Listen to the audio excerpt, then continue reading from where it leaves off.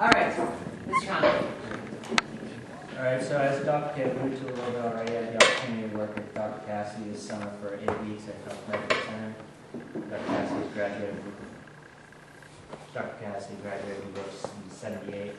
All the internships offer a lot of different opportunities, whether it be working in a lab or being able to study at Harvard. Mine was unique in the fact that I was pretty much did everything that an orthopedic surgeon had the opportunity to do for the whole 8 weeks, so that was a pretty neat experience.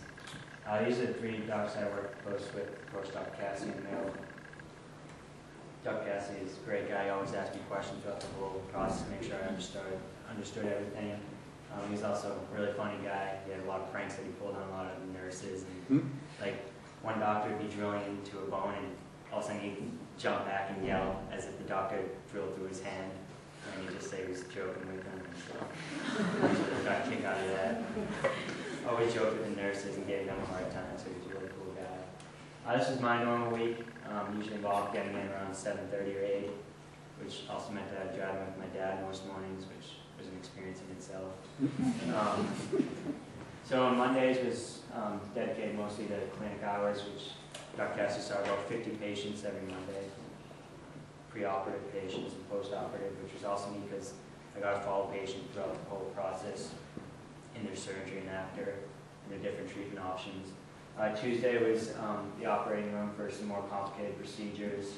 Wednesday was clinic again, operating in the afternoon, operating room in the afternoon. Thursday was the operating room where I saw most of the surgeries. Most Thursdays I saw about 10 surgeries, which usually smaller, less complex surgeries. And then Friday was clinic again with operating, back in the operating room for one last surgery in the afternoon. This is just a list of the surgeries I saw. I compiled it over weeks. Usually people are pretty surprised because when they ask me how many surgeries I saw, they're usually expecting an answer about 4, 5, 6. And then when I tell them I saw about between 60 and 70 surgeries, they're usually blown away by that. So that was definitely an unbelievable experience. Continued even more surgeries up here. So I'll just run through some of the surgeries that I saw. This one was actually interesting. It was my first surgery that I walked in on. I walked in a little late because I was going through orientation for the operating room. And I literally got in there, and Dr. Cassidy puts me right up next to the table, pretty much right over, and he's banging on the implant, banging it into the arm. There's blood going all over the place. And I was in there for 3 hours, and that was my first surgery, so that was a neat experience. It's a total shoulder replacement. So, this is another one, basal joint arthritis, which involves moving the trapezium, which is a bone in the hand, and filling it with the tendon from the forearm. It's called a spacer, and it's because there's arthritis here because the bones are rubbing against each other and there's cartilage wear in that area. The spacer and the tendon just provides stability back to that thumb, and without the pain. Of course, that coincides with arthritis. Bicep reconstruction, so the tendon is ruptured here. The way they do it, the way they attach it is they just sew, kind of like what you see on your clothes, like just a little T, and you drill a hole down into the bone, and you put the clip through the bone, and it just stays in, and reattach the tendon to the bone. Regular motion back to the bicep. There's enchondroma. It's right here, you can see where the arrows are pointing. It's a tumor where ligament is growing in the bone. What you do here is you just drill a hole into the bone, and you fill it with bone graft. So pretty simple, I guess, if you just look at it that way. Trigger finger. I saw probably about 8 of these, and Dr. Cassidy would always joke that he needs to find a way to make them more interesting because they were pretty easily done. He would usually have contests with the other surgeons to see how quickly they could do them. So usually we're about 7 minutes long on average. It's just the tendon kind of becomes irritated, and kind of when you bring it down, it gets locked in this position because, as you can see, there's pulleys.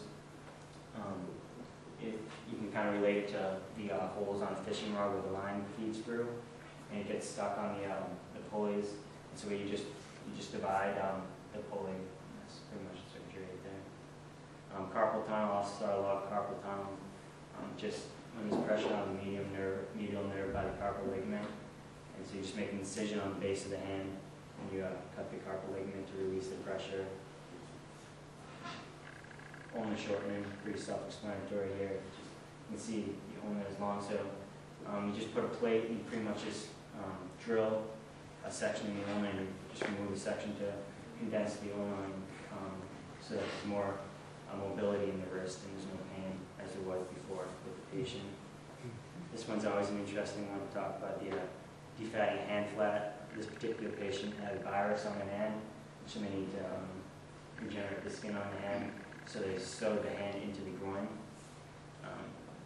And then the patient would have to come back every 6 months to remove the fat that is on that flap. And so you pick up portions of it and literally just scrape off the fat that was on the flap. And you couldn't do it all at one time because if you remove the whole thing, it would die. So you'd have to come back every 6 months to remove another portion of the fat that was on the flap. This is ulnar nerve repair. I saw this in a 16-year-old patient who punched his hand through a window. So I saw this under the microscope. Dr. Castle let me look through the microscope and see him actually put the ulnar nerve ends together. And so that was pretty cool. Distal radius fracture and what they call spaghetti wrist. This was kind of the only trauma surgery that I saw. And best way, this was actually not one of Dr. Castle's surgery, but I got to sit on it anyway. Best way they could describe it was as a machete wound.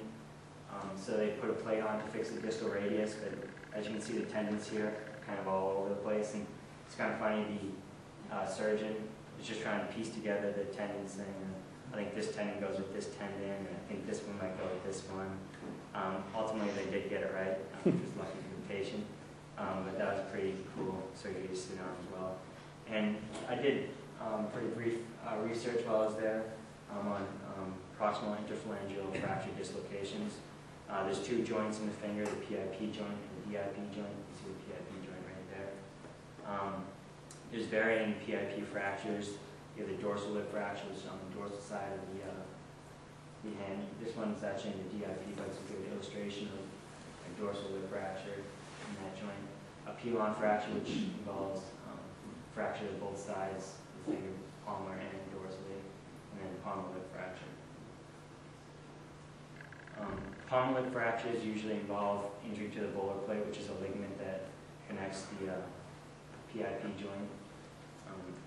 Most common injury is an avulsion, where the ligament just pulls off a piece of the bone in that joint. There's varying degrees of different severity. Could be stable, tenuous, or unstable, and depending on the level of severity, it would kind of dictate what operative technique you would use. These are the different treatment options. Usually, in this injury, you would see it most common way, perhaps like a sports injury. You get a basketball to the finger, hyperextension, which causes the avulsion of the volar plate. This is the one that I studied closest, which is the hamate autograft. And it involves taking a piece of the bone from the hamate, which is in the hand, because it has a similar contour to the PIP joint, and implementing it there. It had different success rates depending on what finger you used it for. The most common finger you use it for is the ring finger, because it has the best shape there between those two. And it's just kind of on the lowest level. You can see different problems with the graft. It might be too short or too obtuse, so it wouldn't fit right. And this is actually a picture of where you get the hamate from, between the 4th and 5th fingers. So that's pretty much it.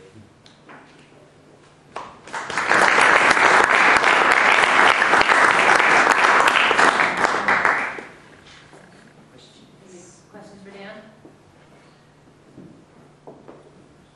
Did you ever get queasy? I did. That was actually surprising. AP Bio, got to see some surgeries before this, so kind of have an idea before I went into it, but luckily I didn't. And I kind of would have made the whole internship pretty difficult. A little hard. Oh, you get used to it. Yeah, it was a pretty good thing. Was there a typical source of any special set of injuries, or were they just from all over?